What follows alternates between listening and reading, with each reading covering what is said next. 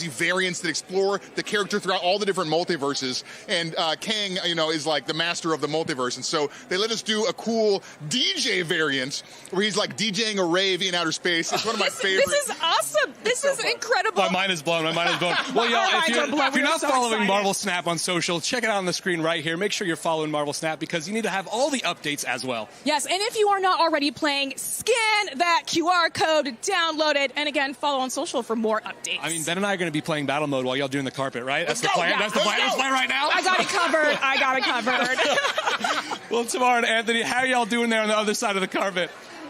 We're really, really good because we've just gotten some exciting news. That's right. We have heard that Ant-Man is in the building. Ant-Man is in the building.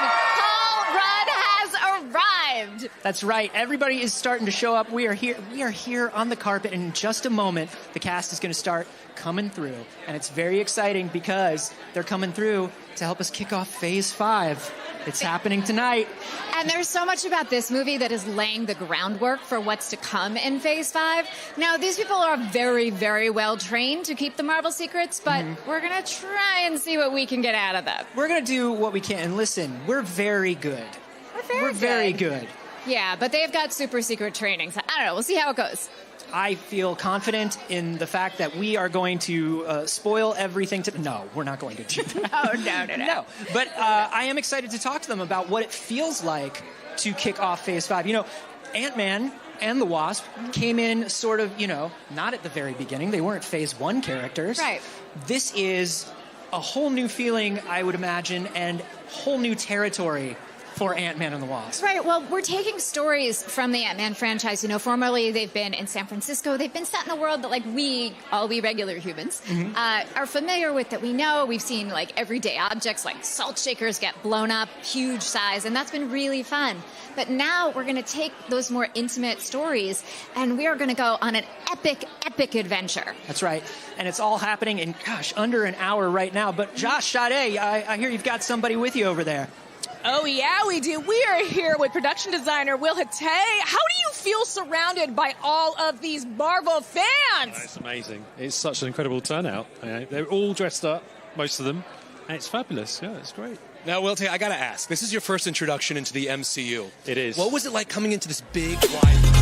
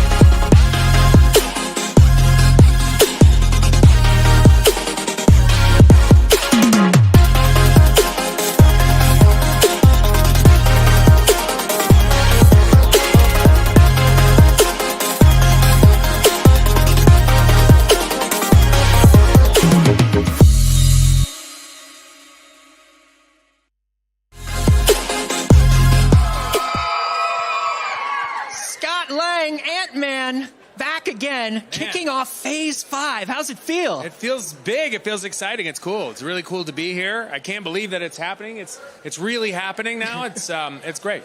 Well, one of the things that we always love about Scott Lang is that he's kind of a stand-in for us. He's our regular, everyday guy hero. Yeah. So how is it like adjusting post-Flip, post-Avengers Endgame?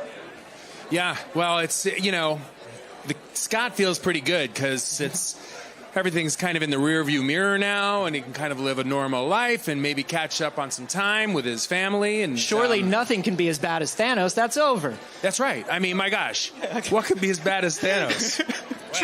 Possibly trying to get along with a teenage daughter. How's that going? Yeah, that's a challenge. That's sometimes even more challenging than battling Thanos. Yeah, for sure. Well, I have to ask you this, because I've watched the trailer a few times, and you can tell me if I have a good read on this. Is Scott Lang shrinking down and actually going into his midlife crisis in this film? Is that what's going on? I feel like he's been doing that kind of slowly but surely over the course of the last decade. But, there's a bit of a... I relate to that part just a little too well, I think. Well, it seems like it's about making up lost time, and it's a big deal because everything for Scott has been about Cassie, has been about his daughter, has been about his family, and she's all of a sudden 18 now. Yeah, I mean, it's, he did miss out on some years, as did Cassie, and so I think that it would make sense that Scott would want to try and, spend time with his little girl, who might not be as little as, she was the last time he got to spend some time with her. So, yeah, I think you're right. Catching up for some lost time. Yeah. And we've talked a little bit about how this movie is really kind of a family vacation movie in a way. Did you pick up any tips for traveling and doing family vacations together? I always believe in packing light. If you can avoid checking luggage, yes, do it. If you're going to the quantum realm, you don't want to have to carry around a big suitcase. No, because you don't know whether it's going to float away, where it's going to go. It's not going to be that big anyway. If it's in the quantum realm, it's going to be really, really small. But, you don't know. There's, certain surfaces are weird. You don't know if you're going to be able to wheel it across. Yes. And that means carrying it. And if you got a big suitcase, it's the last thing you want to be dealing with down on the quantum level. Absolutely. Let's talk about the quantum realm. This is a big, big mystery for all of us. And I know it was a very, very interesting production for you all. I mean, this is a vast dimension that does not exist. What was that like, shooting that? Well, it's a little strange at times because we're imagining it. We're surrounded by a blue screen. So we don't really know. And it's always exciting on nights like this when we see the movie for the first time and it's revealed, oh, that's what it looks like. However, there were moments on this shoot where we were filming in something called the volume, which is an LED screen all the way around an entire soundstage that projects lights and images and gives us a little bit of a sense of what it might look like. So this was the first time we were kind of thrust into this magical, weird world and had an idea of what it kind of looked like. And it helped filming those scenes because you really feel as if, you have something to react against, whereas imagine in the first and second one, you were very much okay, man, it's tardigrades and weird spores. Yeah. And not just a green tape mark. Right. Actually having something real to react to. It's nice. It really does help. It really does. I feel like these have gotten bigger and bigger as Scott has become more and more of a hero. Can you tell us a little bit more about kind of like the scale of this one compared to the other ones? Well, this one felt a bit different than the first two. As much as, I think we all loved working on the first two and loved our place and kind of these, familial themes. And we got to do all of that in this one, but it felt like, this is Phase 5. This is rolling out something very big with some really big storylines, some really big characters, and so it was exciting. It felt different. It felt bigger. Well, we are so excited for Phase 5 and what this movie is kicking off. There are a lot of people here who want to talk to you, so we got to send you on your way. But if you want to quickly say something to the fans before we go, they're watching live. Everybody. Oh, I guess all you Marvel fans, I hope you like this movie. See it in a theater.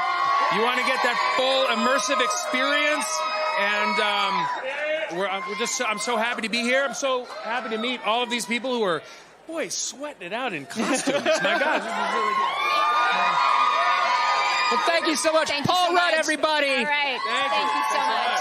Josh, Sade, how you doing? What's going on, everybody? We have Christoph Beck, the composer of the film. Christoph, thank you so much for being here. Thank you so much. Yes, now, look, you've worked on all of the Ant-Man films, and we've been hearing a lot from different people. This is a big tonal shift. What was the inspiration for this movie?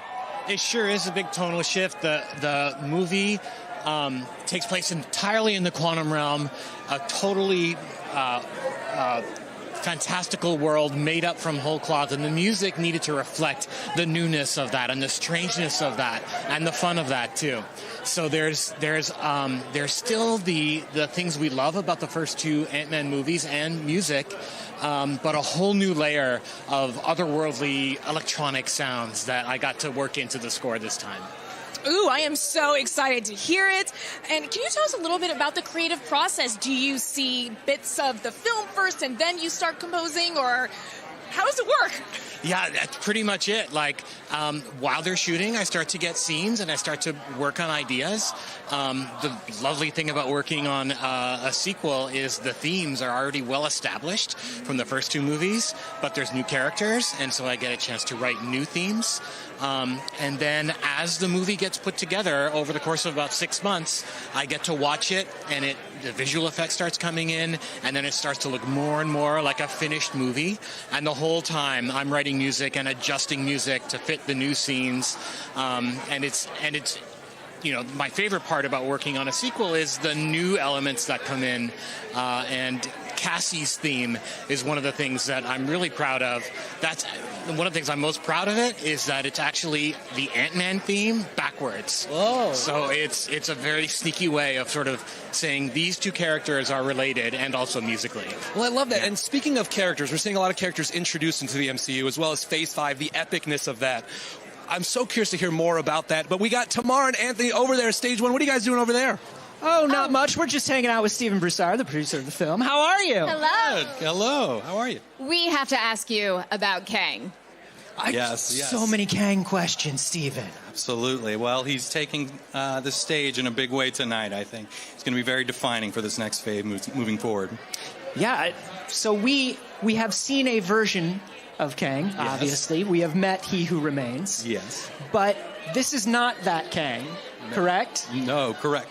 So I actually worked on Loki as well, which was kind of cool. That's why we wanted to ask you about this specifically. We're like, Absolutely. this, Kang. I know. We know so far. We're meeting another version tonight. We'll see where it goes. And, it's just been amazing to watch Jonathan bring these characters, plural, to life. And I always say he's a bit like a Swiss Army knife, right, as a performer.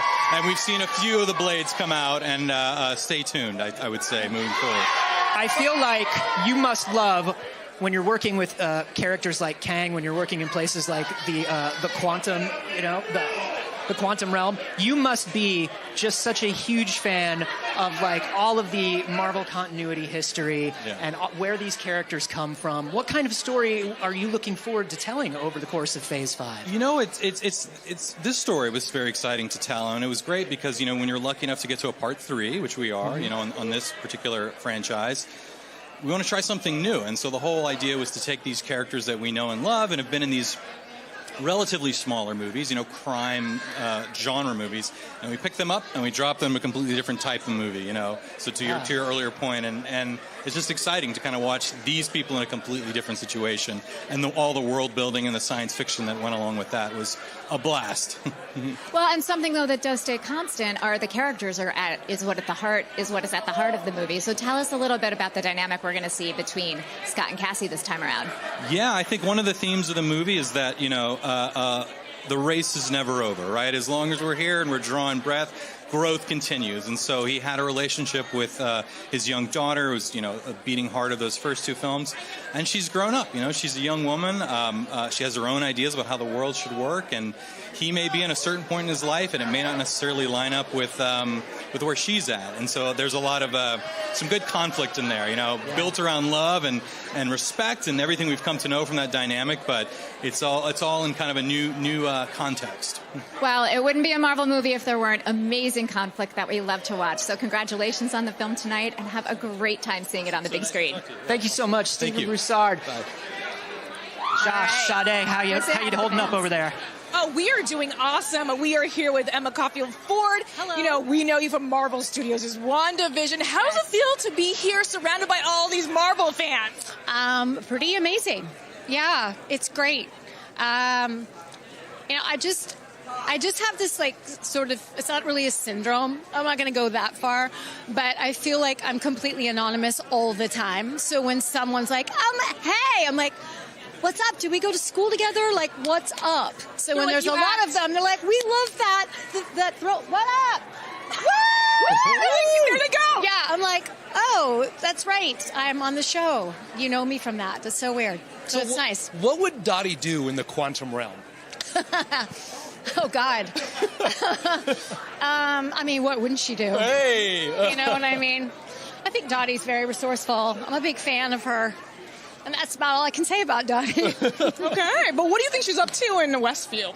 Well, what do I think or what do I know? Because both those things, I really can't say because then I might get in trouble. Then you know what? We will just leave it there. We won't get you in trouble. I personally am always having a really good time. We're glad to So hear I think that has to show through, hopefully. It is. I love it. No, Emma, thank you so much for being here. Thank you. Tamar and Anthony, how y'all doing at the front of the carpet?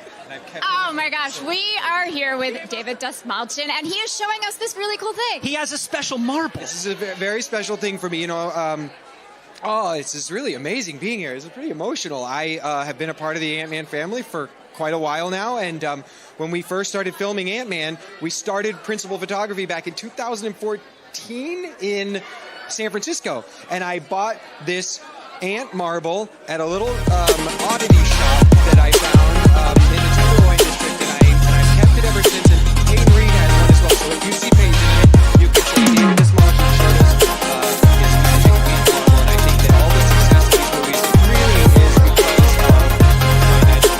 The second I saw the marble, I was like, that's what did it. That is what did it. But I want to ask you, you're talking about how you started this whole journey back in 2014, and now you're on the third Ant-Man movie. Ant-Man and the Wasp Quantumania is the third time it's happened.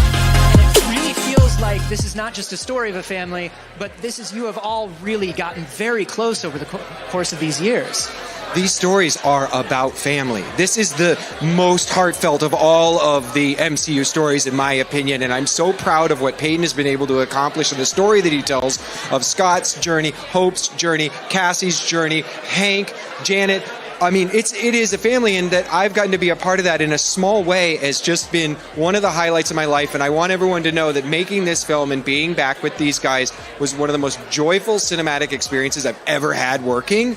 And if what you're going to see tonight or in the weeks to come is even a fraction of that joy, you're in for a heck of a fun ride. Well, speaking of small, you actually get to play a character in the quantum realm, which is pretty amazing. Right. So can you tell us a little bit about your character and what it was like shooting there? This is monumentous for me. I've been hiding this inside for so long. This is the first time I've been able to talk about Veb, my character. Yes! Because I'm here tonight. Like, I can talk about this now, right? Is it okay? I can yes. Okay. The most... Like I said, the most joy I've ever had getting to bring a character to life, but they were so collaborative. The whole team, the writers, producers, from Stephen Broussard to Jeff Loveness and Peyton Reed, they were just like, where do you see this character's powers going? What do you see him being able to do? And I am a character, a creature, a being who exists in the quantum realm, and he's surrounded by his friends, but they're under a lot of oppression from a very nasty individual who we know is going to cause a lot of problems for a lot of people. And I get to be part of the resistance. I hope things work out for Veb. He may be small, but he might be mighty. Well, we're very, very excited to meet Veb. We're so excited to have you back. This is so wonderful. David Dastmalchian, thank you so much Have a great time tonight. Thanks for talking to the fans. Of course, thank you. Love you guys all. Thank you. Josh, Sade, back to you. What's up, y'all? We have Sarah Haley Finn, the casting director of the film. Sarah, it is so great to have you here. Now, Jonathan Majors, King the Conqueror, what was that like? Exciting. I mean, I hope you saw him in Loki because we were able to introduce him there, knowing that he was going to emerge in a really profound way. Such a talented actor, such an exciting addition to the MCU, and I can't wait for you to see what's going to happen. Also, in this movie, Quantum Realm, new creatures, beings, characters. What were you looking for when casting? I don't know if I can give away any spoilers, but it was wacky. It was wacky. I would say that we cast characters that we have never heard of or considered ever having to cast before.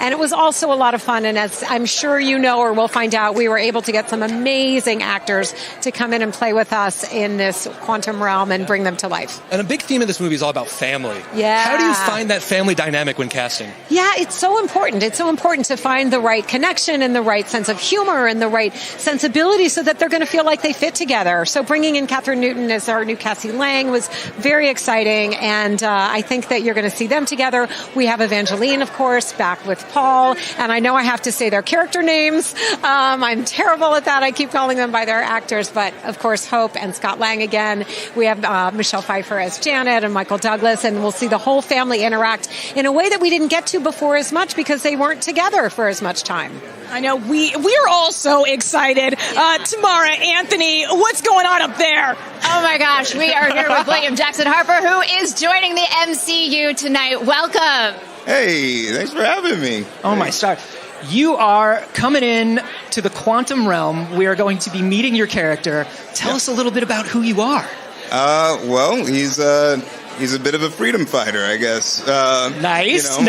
Yeah, things have been a little thorny down there, and we're trying to set things right. So, that's all I feel comfortable saying. I just kind of want folks to watch it. That's fair. Yeah. Yeah. So I have to know you are no stranger to working on projects where reality is a little wiggly and a little wobbly. Yeah. So what was it like coming into Quantum Mania and into the MCU compared to other things you've done? It was, it's kind of similar to, as far as things like just kind of not making sense and being a little weird. That feels very familiar. It's just, it engages all of my little nerdy impulses and like just sort of hits all those little buttons for me. And it's just so cool to like get in there and have this huge set and all that stuff, and it's just such a big adventure. Well, we share those nerdy impulses for sure. And one of the things that you've talked about in interviews is the idea that when you join casts that have actors, who you admired for a while, the actors in this film are amazing. How do they welcome you? What's the atmosphere like on set with this Ant-Man family? Oh, it's great. It's great. Everyone's so sweet and really kind and open and funny, and I felt like I was just diving in with some folks that I've known for a little while, so it was great. It was great. That's amazing. Well, we are very excited to meet your character, find out more about your character, and see everything that happens to you in the quantum realm. Welcome to the MCU, Will. Thank you. This is very, very exciting. Yeah, I'm excited too. It's going to be great. Well, it's great to meet both of you. Allie, thank you so much for joining us here tonight, too, and you guys have a great time tonight. All right, thanks so much. Thanks so much. All right.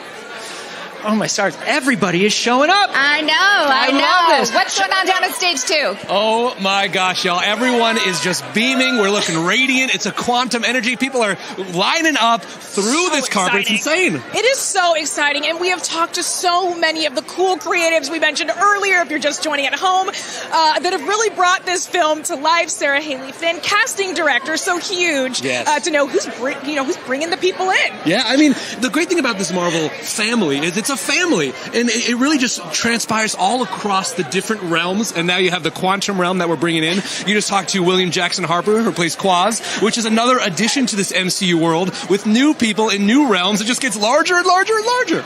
And bigger and bigger and bigger. But it was so cool to see so many reunions, speaking of this family, and we are just so excited, beaming. Can't wait to see what else goes down tonight. Yeah, I love it. I absolutely love it because it's so good to have a chance to talk to these incredibly talented stars and creatives.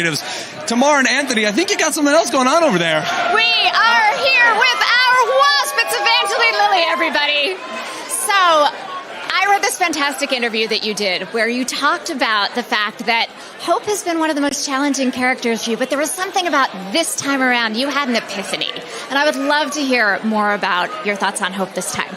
An epiphany. Well, Hope has been evolving so much and so rapidly over 3 movies. It's very rare that you get to play a character in film where you get this kind of change from film to film. She started out a really cold and sort of isolated character, and by the time we get to the beginning of this film, she is reunited with her mother. She has repaired her relationship with her father. She's fallen in love with Scott, and she's kind of a stepmom of sorts. So she's really entrenched in family life and as a very, very new sort of open heart. And so she's much more vulnerable than she was when we first met her. Yeah. Well, I was going to say, somebody who's had basically their walls up for 30 years takes them down all of a sudden. That's a little dangerous too, right? Yeah, really dangerous, especially when you get sucked into the quantum realm with all of your loved ones. As we all know. As you do. As you do. And along those lines, so much of what has driven Hope through these last two movies is being reunited with her mom. But the reality of that versus the expectation of what that's really like. Can you talk to us about what it's like when they finally come together and have time? Yeah, I think when she lost her mom, she was 8 years old, and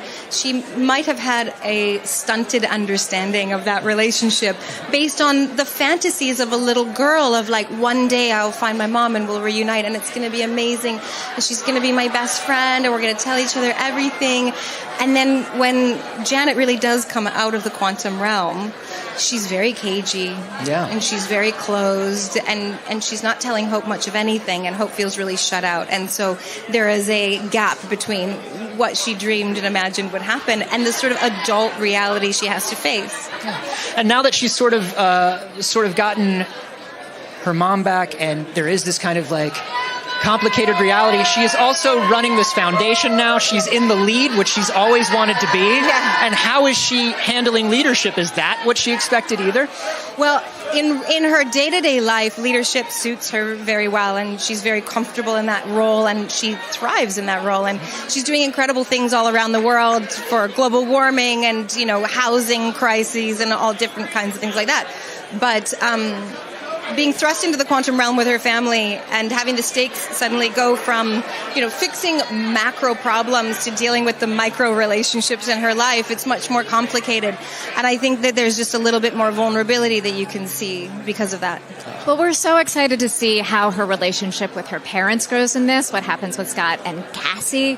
And we have a whole bunch of people who want to know that from you today. So we've got to send you on your way, but have a wonderful time tonight. And congratulations. Thank you guys. Thanks Thanks so for much. taking the time. Thank you. Yeah. Josh, Sade, back to you. Oh my gosh, you all. I have to tell you, it is so electric over here, okay? I mean, there's so much going on. Fans, we just saw producer Stephen Broussard walk by. David Dastmalchian-Webb was just walking by. You might be able to catch him in the background, actually. So just so excited. So much going on. It's just so awesome to have you guys talking to them in the front and then having them walk by us and be like, oh, hey, we just saw you. But that just goes to show the energy of this. People are just so happy to be here. They're looking their best because this is the start of Phase 5, the 31st film in the MCU. It's the biggest event. It's the biggest event. It really is. It really is. And I mean, the quantum realm, so big, so expansive. It is the unknown. Seriously. One of the biggest mysteries, I would say, for us right now in the MCU. So it's exciting to see so many people come out because they want to see what's in the quantum realm, okay? Yeah, and the introduction to Kang the Conqueror, what is that going to feel like? What is that going to mean for the future of the MCU? And especially when Jonathan Majors comes out on this carpet, I feel like we're going to feel a shift in energy of like, whoa, okay, the big baddie is here, y'all. The hum, the fear, the chills, the excitement. Yeah. I literally cannot wait. I feel like I'm buzzing already, just like this crowd around us, just like the fans. Tamara, Anthony, what's going on over there? Well, we have Peyton Reed, our director. Welcome to your premiere. Thank you. I'm delighted to be here. These things are always amazing. I'm always thrilled, like the fans who show up in costume. Nothing better. They've put together costumes for characters that they've only seen for 3 seconds in a trailer, and they did it this week, and they're brilliant. That's my favorite. Is like the short. They've got 20 frames of someone on a commercial, and they get the costume exactly right. Well, we know that you paid so much attention to detail in putting this film together. Talk to us about some of your influences for the look of the quantum realm, which, from what we've seen so far, incredible. Well, yeah, that was one of the joys of this movie for me, is getting to create the entire quantum realm. So we looked at a lot of stuff, electron microscope photography, heavy metal magazine from the 70s and 80s. Always there are a bunch of great artists who did science fiction paperbacks in the 60s and 70s. We looked at that stuff. We sort of borrowed from all these different things. The Wizard of Oz, many different things. But yeah, that was a joy to work on. Yeah, it all looks beautiful and psychedelic, and I know we've only seen just a very, very small bit of it, so we're very excited to see the rest. But how has this been sort of kicking off an entire phase? Like, you're not just creating a realm, right?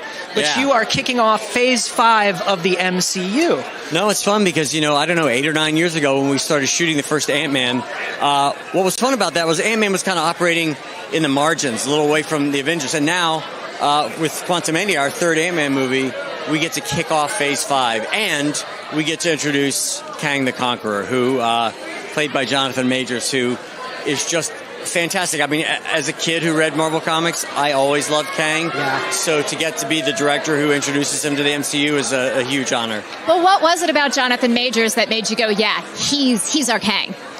Well, Jonathan just has it all. I mean, he is like the actor of his generation. He's really exciting. He had the physicality that Kang the Conqueror needs, but he also just has the presence. I mean, Jonathan is a force of nature. And we had many conversations about how Kang the Conqueror was going to move and speak, and he's a character who doesn't experience time in a straight line, not past, present, future. He lives in a loop, and he lives in all these different timelines. So it was fascinating to help create that character with Jonathan. Well, we're very excited to see all of it come together. Is there anything you want to say to the fans before you dive into this premiere tonight? Yeah, listen, thank you to all the MCU fans. You've been so supportive over the years. We've just made a third Ant-Man movie. We're going to take you all down into the quantum realm. And what I'd love to say is, see this movie on the biggest screen you can with the best sound. We want you to really immerse yourself in the quantum realm. We're going to take you further down than you've ever been. Well, we cannot wait to go on this journey with you. Have a fantastic time tonight, and thank you so much for stopping to talk to the fans. Absolutely. Thank you so much. All right. Congratulations. See ya. Thank you. All right, now I believe our friend Josh is running around somewhere. Let's catch up with him. Let's see what's going on. What's up, y'all? I'm over here at the incredibly delicious activation paid for by Lunchables at the other end of the carpet. Let's check it out. For the Marvel Studios' Ant-Man and the Wasp Quantumania premiere event, Lunchables has reimagined the iconic Pym's Lab, featuring a larger-than-life ant made up of Lunchables Kabobbles. Lunchables fuels creativity and encourages everyone to use their imagination and build a world with their food. Inspired by our favorite ant friend from the Ant-Man universe, the giant Lunchables ant is 6 feet tall and 8 feet long, with chicken nuggets as the head, body, and tail, pretzels as the legs and antenna, and cheese as the eyes. All of these delicious ingredients are components of Lunchables Chicken Nuggets Kabobbles, and you can build a miniature version of this ant yourself at home. And speaking of miniature versions, over here we have the Build Station. You can find a food-sized version of the Lunchabuild ant, as well as a robot and bear Lunchabuilds. We also have the blueprints to create the builds yourself, which you can find on Lunchables.com to help guide your creations. Oh my gosh, I'm gonna have myself a snack. How y'all doing at the other end of the carpet? Whoa! Oh, ladies and gentlemen, we are joined now by Jonathan Majors, Kang the Conqueror!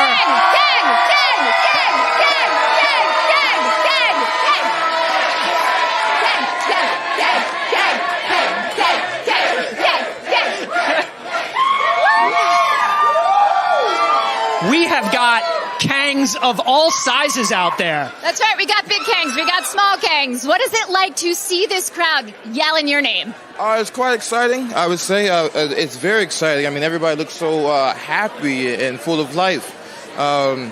It's our first go out. You know, this is the debut of Kang, and the faith that these people have, having not seen the movie yet, is a lot. You know, so it's a good.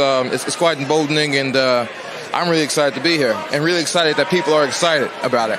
Well, Peyton Reed was singing your praises before, and one of the things I read in an interview that you talked about was this idea, when you take on a role, it's got to be a character and a story that you truly love. So what was it about Kang that made you go, I love this, I got to do this? I believe quite deeply that we contain multitudes, that the human being, the Homo sapien, is probably the greatest invention that will ever be made. There's no AI. There's nothing that can top us. And with Kang, there is this idea of variance. This idea of living multiple lifetimes, and there's a lot of dream fulfillment in that. And there's a lot of imagination and heart and experience in that. And to do that with these folks, with these facilities, you know, it's kind of greedy of me, you know. But I'm quite blessed to have the opportunity. Yeah.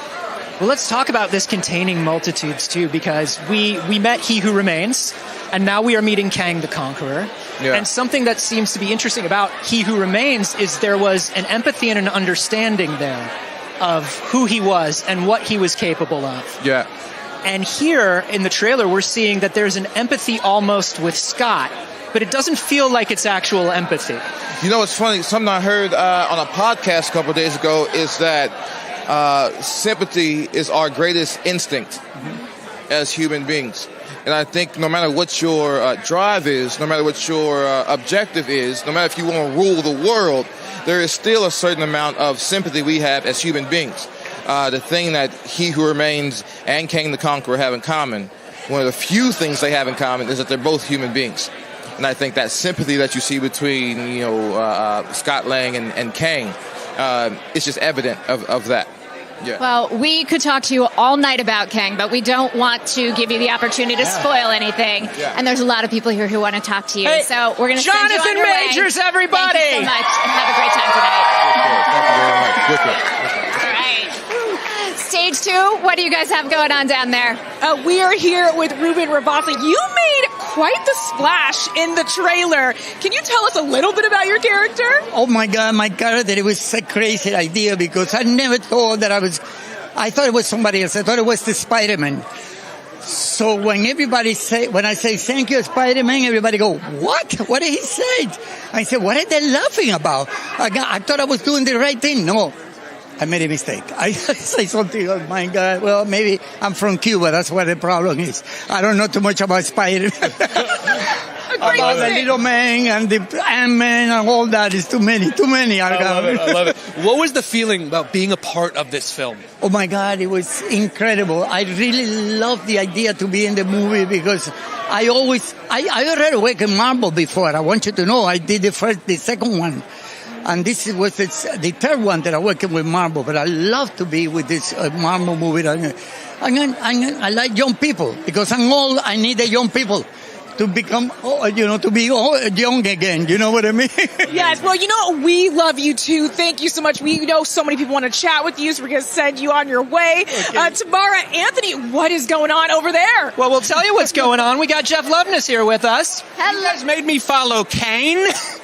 I had to follow Jonathan Majors, the most charismatic man alive. Well, considering the fact that you wrote this movie, we figure you're the person to talk to about him and what you wanted to explore with this character, right? Yeah, absolutely. Is Kevin here? I don't know what I can say without being plucked off the screen. You're allowed. Kevin said that tell Jeff Loveness that he can share all the secrets. Okay. So don't get him in trouble.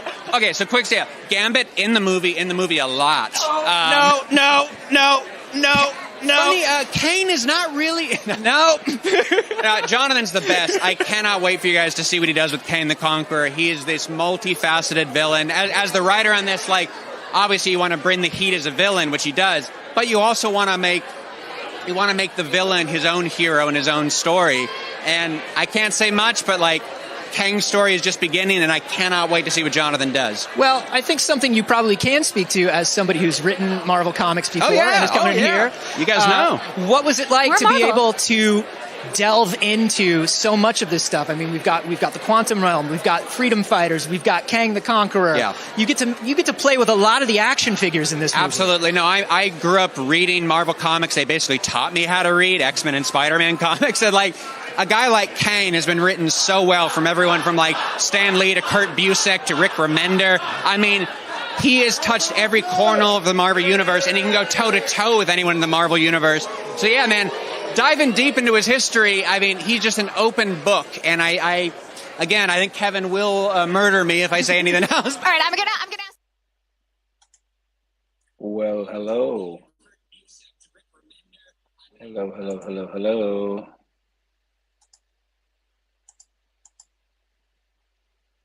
Yeah, baby.